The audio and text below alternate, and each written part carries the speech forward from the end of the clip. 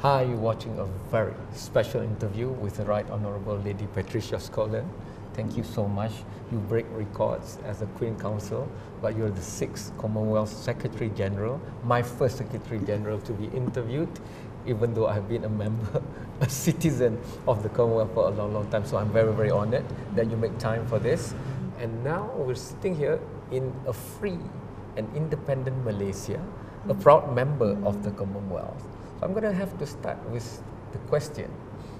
If 60% of the citizens of Commonwealth are below 30, and this is the age and era where technological change has speed up other changes, fastest ever in the civilization of mankind. So how can the Commonwealth, which has been around for decades, with dark and bright history over hundreds of years, keep up with new aspirations of the majority of its citizens? Because one tweet, one Instagram moment might derail the perception of decades of diplomatic and diplomacy building. Well, I think one of the extraordinary things about our Commonwealth, it is a network of networks of networks, and that network is very 22nd century as opposed to 19th century. Yes. So if you think about it, this is 54 countries, not bound by treaty. You can leave the Commonwealth in a nanosecond. You can wake up in the morning and decide you no longer wish to be a member. But people are choosing to be a member. 2.4 billion of us are choosing to stay together. And the question that so many people say is why? Why, when all these countries who struggled, and some of them fought for independence from the United Kingdom, from what they saw to be an imperialist domination, why would they willingly join and stay in this family? And I think the reason for that is more joins us than separates us. We have the same language. We have the same common law, we have the same parliamentary structure, similar institutions, and we have grown together for many, many years. But the most important thing is our values. And in 2012, the Commonwealth came together and said, well, why are we still together? What do we believe in? Why do we believe it? And can we distill our hopes, our dreams, our unity into something meaningful? And this is when the Commonwealth Charter was born in 2012. And if you look at that Commonwealth Charter, it reflects the 16 goals in the Sustainable Development Goals. And SDG 17, which is partnership, is in our preamble. It's our raison d'etre. It's how we do everything. And look at what happened. We join 1/3 of the world. We have every region represented: Asia, Africa, the Pacific, the Caribbean, the Europeans, the North Americans. We have big ones, small ones, landlocked, rich ones, poor ones. And that means that we are like a petri dish of the whole world. And so if our members get round the same table, and if they agree on anything, it is a pathway for others. I wanted to understand better what joined us, because it's a bit like our DNA. 99% of every human DNA is exactly the same. And traditionally, I think we've actually done something sad. We tend to concentrate on the 0.1% that makes us different before we concentrate on the 99.9%, which makes us human. And so what we have done in the Commonwealth is we've looked first at that 99.9%, and only after we've done that do we then look at the 0.1. In thinking of that, I created the Office of Civil and Criminal Justice Reform, an opportunity for us to pool our knowledge, to pool our experiences, to create Commonwealth frameworks, and then to help us to get more quickly where we are. Because the challenges about which you've spoken, the challenges of the digitalized world, the challenges of the instantaneous fake news, which distorts and disables us from understanding fact from fiction. That is now a problem for all of us. So what are the rules? How do we differentiate between fact and fiction? How do we put in place sufficiently tight controls to make truth still emerge, but not so tight that we undermine liberty, freedom of speech? So getting that balance right is critically important. And so the Commonwealth has a great opportunity, because what we do is we bring all our ministers together. We had the most fabulous law ministers meeting in Colombo last year. And ministers came together to talk about how do we get access to justice? What does access to justice mean in this now new digitalized world? What are we going to do about corruption? So how do we develop a conspiracy of the just? How do we do that? And these are the sorts of questions that we were talking together as law ministers in Colombo. We're also facing now this new crisis of climate change. What are the laws? What are the regulations? What do we do? What do we not do? How could we do it more quickly? Because we know time is running out. And yet, in 1989, the Commonwealth 53 countries met here in Malaysia, in Langkawi. And they were the first international leaders to really grapple with this impending climate crisis. And in 1989, the leaders in Langkawi, and the Prime Minister today was the Prime Minister in 1989. I remember. And in 1989, the leaders said any delay in addressing this climate crisis would lead us to the aberrant consequences we have seen in the last 30 years. So Malaysia was the first place where the Commonwealth put that stake in the ground and said, we, the Commonwealth, are going to continue to fight for this, do something about it. And you know, for many years we were crying in the wilderness, and people thought we were crazy. What are these people going on about climate change? But we know everything that we discussed in 1989 has basically come to pass. Understood. So we know, therefore, that our Commonwealth can not only lead, but we can promote, we can be prescient, and we can make a pathway for others. And this is what we're doing now, particularly for young people. This 60% of our Commonwealth who are under the age of 30 are our most precious resource. But that's why we owe them a huge debt. Because if we do not educate them well, if we do not nurture them, if we do not support them, if we make them hopeless as opposed to hopeful, then we don't have the biggest benefit. We have one of the most huge, responsible difficulties coming our way. It's a ticking time bomb. We either diffuse that time bomb and take it into something which makes our countries flourish, or we fail our children, not just on climate, but on their futures and everything else. In the Commonwealth, we have to listen, we have to talk, we have to consult, and we have to compromise, and we have to find a pathway which everyone can say yes to, as opposed to everyone saying no to.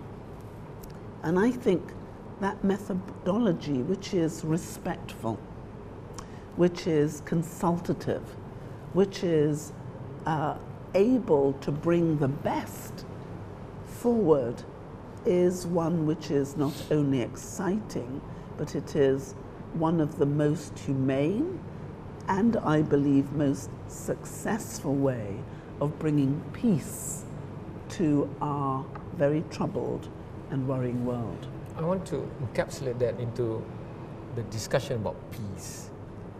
The first and the second industrial revolution saw the advent of colonialization across the world. Diversity was looked upon as the mighty against the weaker and domination. Now with the fourth industrial revolution, we are at the cusp of a new era. It can be chaotic, but it can be governed. We have never been more powerful with technology as we are now. But which is the platform to finally, instead of just being aware and talking about it, is finally able to start delivering on bringing things back to how it should be. So that's the next. Well, I think that is what the Commonwealth is doing, and that's what we in the Commonwealth and what I have tried to do in the Commonwealth for the last 4 years.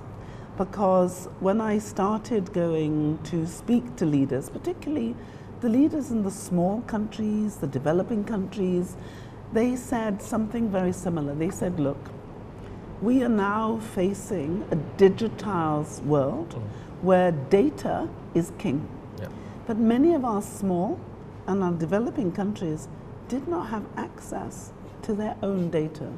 And if you are going to make evidence-based decisions on policy, you have to understand the empirical data which refers to your country. And so they said, if we don't have that data, how can we make better informed decisions? Because we have the political will. We want to deliver the 17 development goals, but how do we do that? And it was from that that came the Commonwealth Innovation Hub.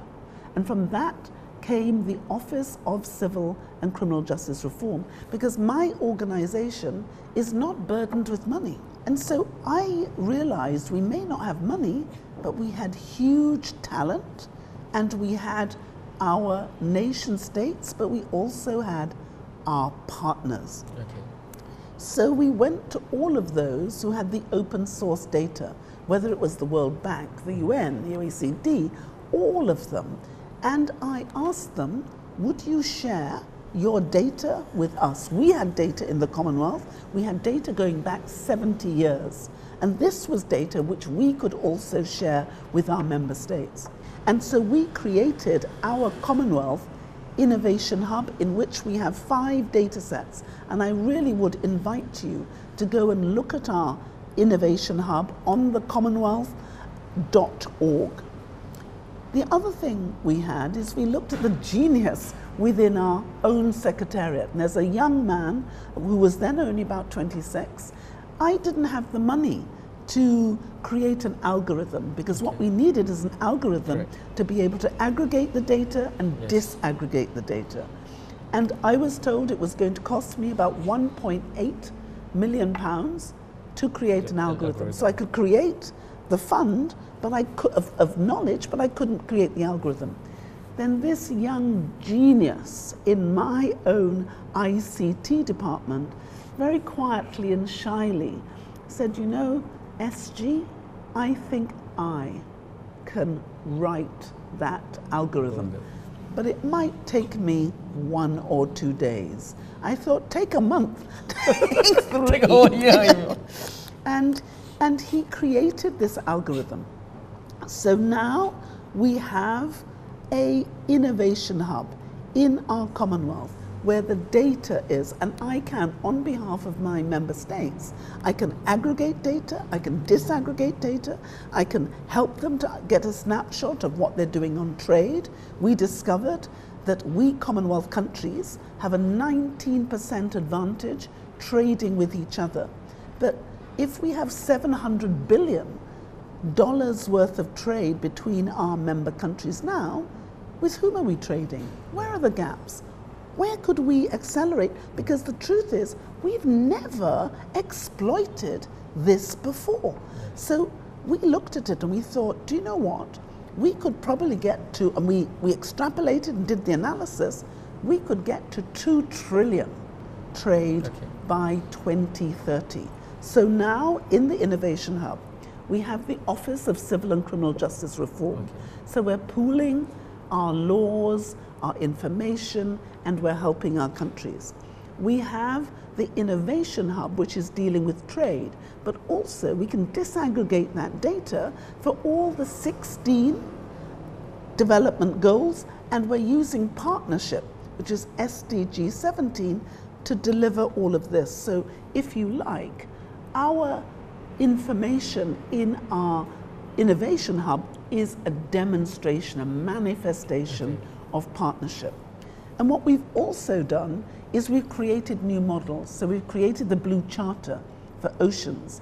And in preparation for this new CHOGM, which will take place in Kigali, in Rwanda, we are already looking, if we've done what we need to do to create models and action on ocean, what do we now need to do on land? So we are looking at creating a call for living lands. What are we going to do to create a regenerative model of development? What about drought, desertification, water management, animal husbandry? Because we have globally committed to 5 conventions, but what are we doing about them? What are we actually delivering? So with the Blue Charter, we have created action groups which are led by countries. And countries will choose things which are of incredible importance to them. We've created a Commonwealth Climate Finance Access Hub. Why? Because many of our countries have said, look, we didn't create this climate change. We are in the south. We are the victims of other people's historical actions in the north. And yet we are the ones suffering. Paying for it, And so, and we can't even get access to this green fund. This green fund is purportedly there, but it's so difficult, it's so complex. There are so many barriers. We can't touch, we can't taste, we can't get any of this money. So in 2015, the Commonwealth decided that we would change that. And the idea was to create a Commonwealth Finance Access, Climate Change Finance Access Hub, where we would put finance climate advisors in our countries, and that we would pool our knowledge to enable us to better apply. And we were really lucky because, once again, we had no money. So Australia gave us 2 tranches of money, which came to about £1 million. The UK gave us £550,000. Now this is tiny pieces of money. But with this, in a very short time, we have already delivered into the hands of our small and developing states $30.8 million from just that 1.5.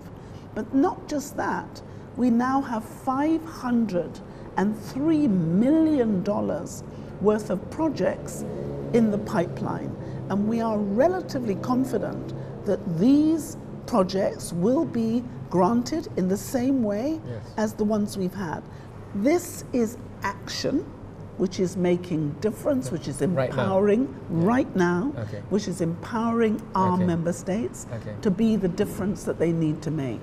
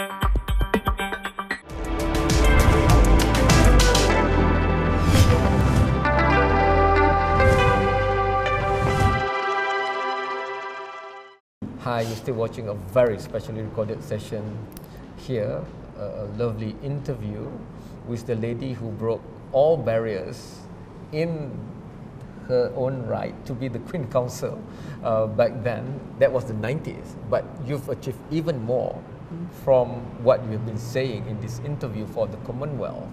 Because I don't think many people wake up in the Commonwealth country and say that I'm a Commonwealth citizen. But you're trying to put that back. So what hope can you give to ordinary Commonwealth citizens from Malaysia that things will be fine and good if we come together on this platform? Well, I think the one thing that I will say is we, each of us, need to be the future we want, because we have the power to change things if we choose. If you think about some of the most inspiring people, quite often they started with nothing. If you think about the challenges that so many people have had, and they said you could never do this, but what we know is it takes someone to do the first step. We need to understand that we can do this if we do it together. And small and medium-sized businesses need to be really strong, because if you look at the combination that they powerfully make to our economy, greater contribution is made by micro, small and medium-sized businesses than big ones. And in all of our countries, this is something that we can work on. So in the Secretariat, we've been working and creating an SME network. We have an SME network which started firstly in India, then we've had the Asia Pacific, now we've had one launched in Kenya for Africa, and we have one left to go in the Caribbean. So linking all these up, I have a desire to create an app for small and medium-sized businesses in the Commonwealth, which will enable them to understand better the sorts of opportunities they have, but also to help them. Most of our small businesses don't have lawyers, they don't have accountants, and they don't know how business works. Most banks want to see your business case. They are not bankable. And they're not bankable. So we believe that if we can create some of the modalities to help our small businesses to be able, through this opportunity, to go to the banks and say, I can show you the throughput through my accounts. This is something which we will be able to help each other, not by working on our own, but working together. We're also looking at a connectivity agenda. There are 5 strands to our connectivity agenda.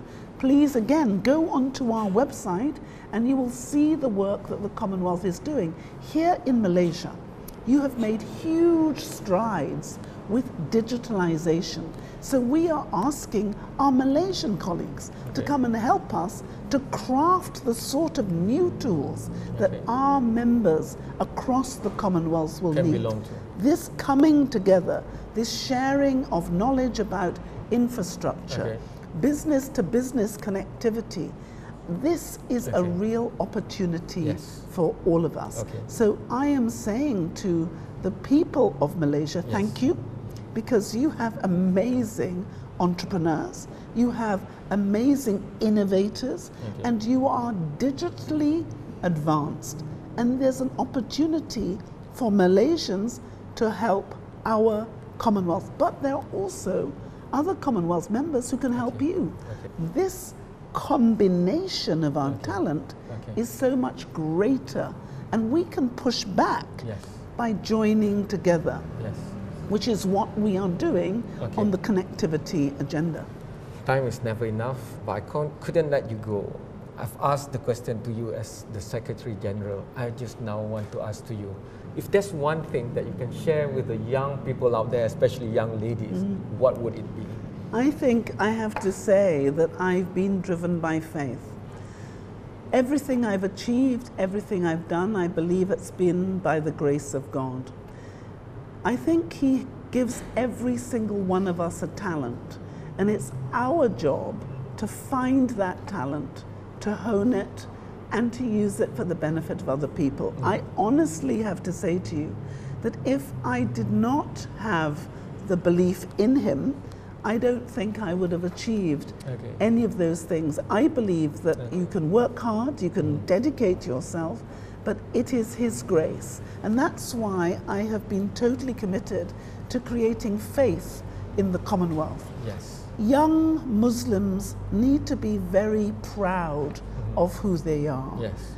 Islam means peace. Okay. And you know that more than half of the Muslims in the world are in our Commonwealth. Yes. And so Islam has made a great contribution to the understanding of what peace means for all of us.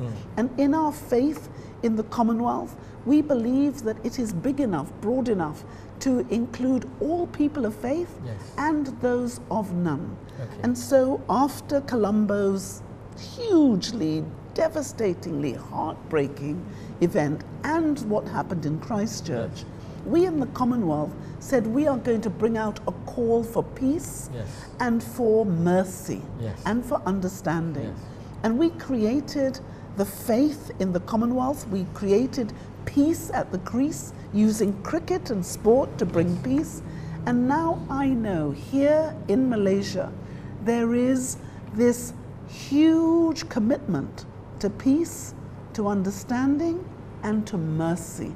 And I've been talking to your Minister for Religious Affairs and others, and we believe that Malaysia can be an exemplar to the rest of the world. 60% of Malaysians are Muslim, but 40% of Malaysians are not. And yet Malaysia lives in peace and harmony and love for all those people. So I think Malaysia has a huge gift to give to the world. We, together with Malaysia, will be launching an even bigger commitment to make sure our faith in the Commonwealth initiative does not just get embedded here in Malaysia, but can permeate the whole of our Commonwealth, which is 1/3 of the world. And when we do that, it will be thanks to wonderful Malaysians like you. I'm a believer. That's all the time we have. Thank you so much to Majlis Agama Islam Wilayah Persekutuan for making this interview possible. Thanks to you, of course, for sharing your great wisdom. And we are all in the Commonwealth, and let's bring it to another level all together for the sake of humanity and peace. Good night and goodbye. Thank you so much. No, thank you.